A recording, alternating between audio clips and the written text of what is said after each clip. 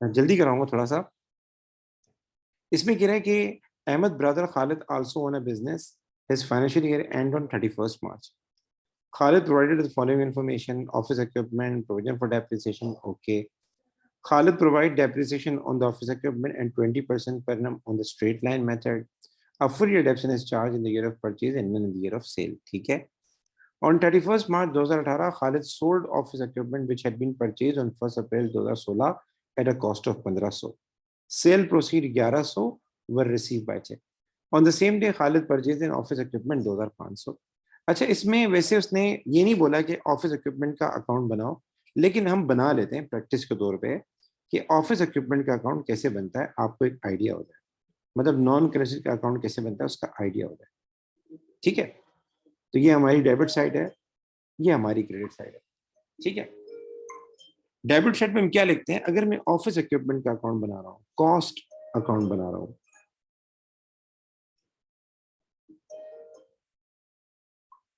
सबसे पहले क्या लेंगे सर? बैलेंस बीडी लेंगे, कॉस्ट का बैलेंस बीडी लेंगे। तो बैलेंस बीडी कितना है? 9000। रेफरेंस में क्या आएगा? बैलेंस बीडी आएगा। फिर हमने कोई एसेट परचेज किया था? यस सर, हमने एक एसेट परचेज किया था 2500 का, तो जो उसकी कॉस्ट है मैं डेबिट कर दूंगा सर। रेफरेंस में क्या आएगा? बैंक आएगा। हमने कोई एसेट बेचा है? जी गाइस, हमने कोई एसेट बेचा है? अगर बेचा है तो क्या करेंगे, जल्दी बताएं।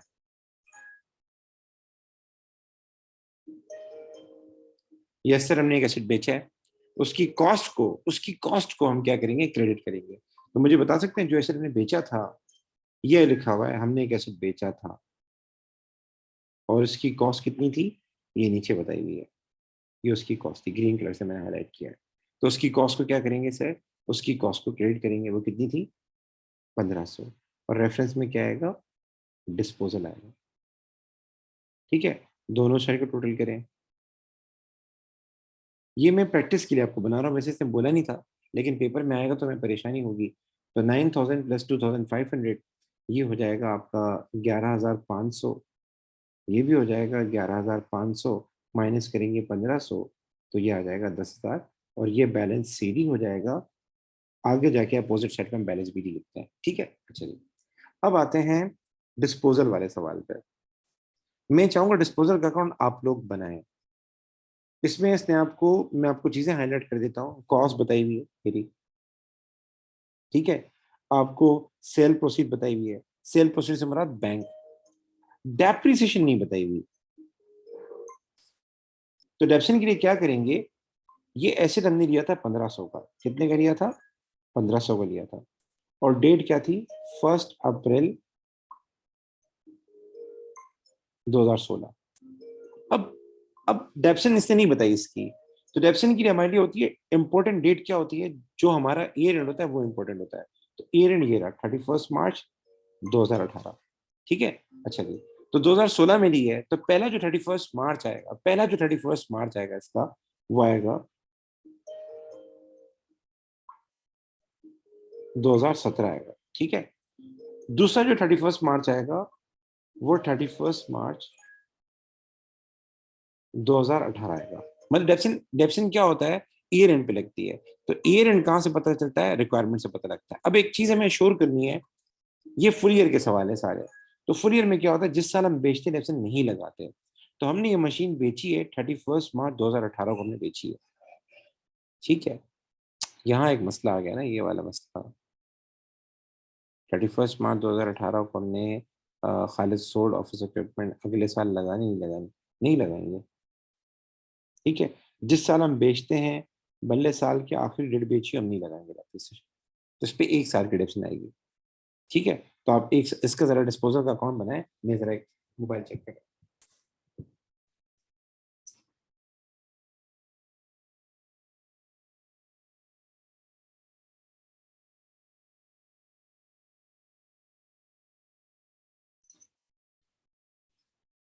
जी गाइस,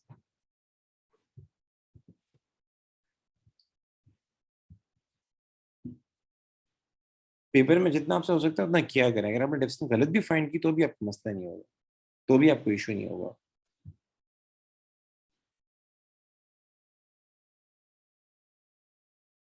बेटा मैंने ये कहा था कि आप डिस्पोजल का अकाउंट बनाएं और मुझे बताएं गेन एंड लॉस कितना हुआ।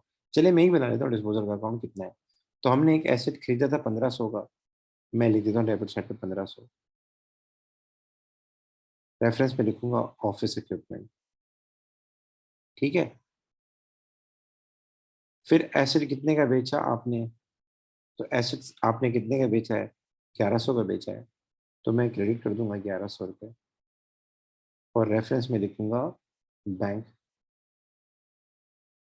फिर ये एसेट जो आपने बेचा है, ये एसेट जो आपने सेल आउट किया है, तो इसकी कितनी डेप्शन हो चुकी थी। तो आपने खरीदा कब है, आपने खरीदा इसको, अगर आप डेट देखें 1 अप्रैल 2016 में खरीदा है। तो पहली जो डेप्शन पे लगेगी वो लगेगी 31 मार्च 2017 और दूसरी लगेगी 31 मार्च 2018। लेकिन सीन क्या है, रूल ये होता है, अगर एक एसेट आपने खरीदा है 2016 को, 1 अप्रैल 2016 को, साल एंड हो रहा है 31 मार्च 2017, तो भले 1 महीने यूज किया हो, 2 महीने यूज किया हो, 3 महीने यूज किया हो, हम पूरी लगाते हैं, हम मंथ्स के साथ नहीं लगाते, प्रोपोर्शन नहीं करते जैसे इंटरेस्ट और लोन होता है। और जिस साल आपने बेचा है भले 12 महीने यूज करके ही बेचा हो, तो भी हम क्या नाम है उस साल डेप्शन नहीं लगाए। तो इस पर सिर्फ 1 साल की डेप्शन लगेगी अकाउंटिंग के हिसाब से। 31 मार्च 2017 को ये हमारे पास थी तो उस पर लगेगी, और इस डेट पे हमने इसको बेच दिया था, नहीं थी, इस साल नहीं लगाएंगे। जी बेटा, तो मुझे बताएं 1500 का मल्टीप्लाई कर दें, परसेंटेज कितना है सवाल में, डेप्शन का 20% दिया हुआ है। तो 1500 को मल्टीप्लाई कर दें 20% से, बताएं कितना है। 300 आएगा। तो ये 300 हमारे पास क्या है, डेप्रिसिएशन है। हम यहाँ लिख देंगे डेप्शन 300। मैं फिर भी इसको कंफर्म करूंगा क्योंकि इसमें एक छोटा सा मसला है, बिल्कुल आखिरी डेट पे बेच रहे हैं हम लोग। अच्छा यहाँ हम जो है ना बेटा तैमूर बेटा, जरूरी नहीं हम यहाँ अक्यूमुलेटेड डेप्शन लिखे हैं, यहाँ प्रोविजन फॉर डेप्शन का वर्ड भी यूज कर सकते हैं, कोई जरूरी नहीं है। अच्छा जी, दोनों साइड का टोटल करें और मुझे बताएं गेन एंड लॉस कितना हुआ है। लॉस ही हुआ है मेरे ख्याल से, डेबिट साइड ज्यादा है। ये हो जाएगा 1500 और 100 का डिफरेंस यहाँ आएगा। यहाँ हम लिखेंगे IS। डेट कौन सी आएगी, 31 मार्च। जी बेटा, यहाँ तक कोई सवाल।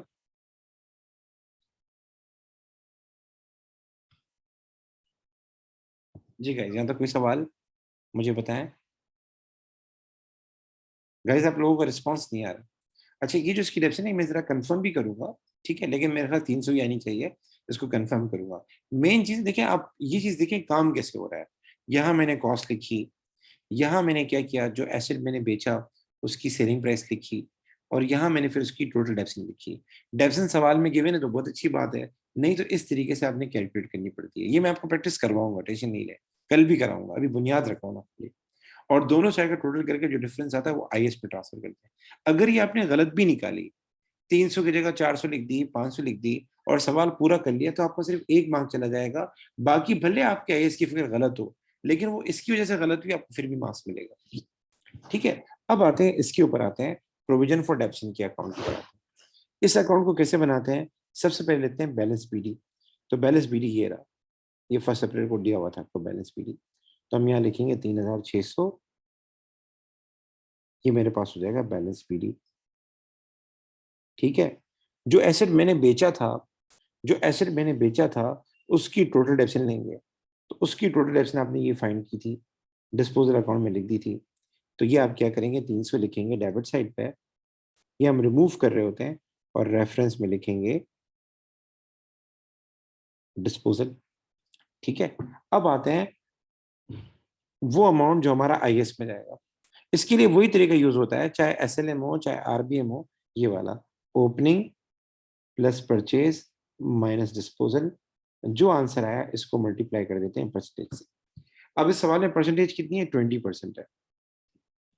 अच्छा ओपनिंग से क्या मुराद है, ओपनिंग से मुराद आपकी ओपनिंग वैल्यू, परचेज से मुराद जो आपने परचेज किया उसकी वैल्यू, और डिस्पोजल से मुराद जो चीज आपने बेची उसकी वैल्यू। लेकिन एक चीज याद रखिएगा, डेप्शन मेथड कौन सा है, यहाँ है स्ट्रेट लाइन मेथड लिखा हुआ है, यहाँ पे स्ट्रेट लाइन मेथड लिखा हुआ है। स्ट्रेट लाइन मेथड आप देख सकते हैं कि हम कौन सा मेथड यूज कर रहे हैं, स्ट्रेट लाइन मेथड यूज कर रहे हैं। स्ट्रेट लाइन मेथड में डेप्शन हमेशा कॉस्ट पे लगती है, किस पे लगती है, कॉस्ट पे। तो ये तीनों चीजें कॉस्ट पे लेंगे। जो पीछे सवाल था वो रिड्यूसिंग बैलेंस मेथड था, तो मैंने ओपनिंग की बुक वैल्यू ली, परचेज की डेप्शन मैंने माइनस की 0, वैसे कॉस्ट ही आई थी, ठीक है, और डिस्पोजल की मैंने बुक वैल्यू ली। डिस्पोजल को क्यों माइनस कर रहे हैं, इस पर नहीं लगानी होती, इसलिए इसको माइनस कर रहे हैं, ठीक है। अच्छा जी, तो अब हमारे पास आ जाए, यहाँ हम सबकी कॉस्ट लेंगे। तो जो हमारे पास ओपनिंग है, जो ओपनिंग डेट पे माल आ रहा था, उसकी कॉस्ट कितनी आ रही है, 9000, तो मैं लूंगा 9000। फिर जो मैंने परचेज किया है, मैं उसकी कॉस्ट लूंगा, वो कितने का है, 2500 का। फिर जो मैंने बेचा है, जो माल मैंने बेचा है, उसकी भी कॉस्ट लूंगा, तो ये मैंने माल बेचा था, इसकी जो कॉस्ट है वो ये रही 1500, मैं उसकी कॉस्ट क्या कर दूंगा, माइनस कर दूंगा, और जो आंसर आया इसको मल्टीप्लाई करूंगा 20% से। बताएं क्या आंसर है, 9000 प्लस 2500 माइनस 1500।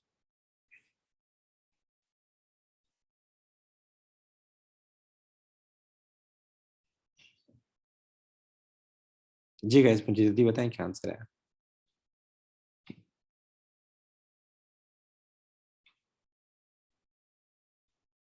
सर 2000 आंसर है, हम 2000 लिख देते हैं, दोनों साइड का टोटल करेंगे, ये हो जाएगा 5600, ठीक है, ये हो जाएगा 5600, माइनस कर देंगे 300, तो ये 5300 हो जाएगा, ये हो जाएगा बैलेंस सी डी, और आगे जाके बनेगा बैलेंस बी डी।